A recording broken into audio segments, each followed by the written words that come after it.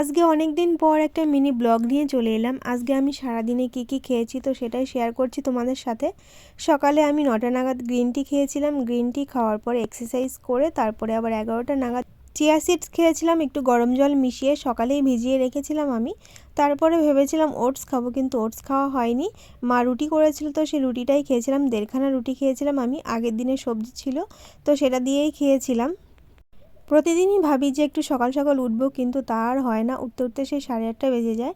তারপরে মা দুপুরে পুজো দিয়েছিল তো সেই প্রসাদটা খেয়ে নিয়েছি। প্রসাদে ছিল লেবু আর কলা। তারপরে আবার দুপুরে খেতে খেতে 3:30 বেজে গেছিলো, আমাদের একটু লেটই হয়। মা করেছিল লাউ ঘন্ট, মাছের মাথা দিয়ে, রুই মাছ ছিল, আর এদিকে আলু আর ফুলকপির তরকারি। তারপর 6টা নাগাদ আমি 2টো ডিম সেদ্ধ খেয়েছিলাম, আর ডিম সেদ্ধ খেলে মুখটা আষ্টে গন্ধ হয়ে যায়, সেই জন্য একটু ড্রাই ফ্রুটস খেয়েছিলাম। রাতে আর কিছুই খাবো না। আর ভিডিওটি ভালো লাগলে অবশ্যই সাবস্ক্রাইব, লাইক, শেয়ার, কমেন্ট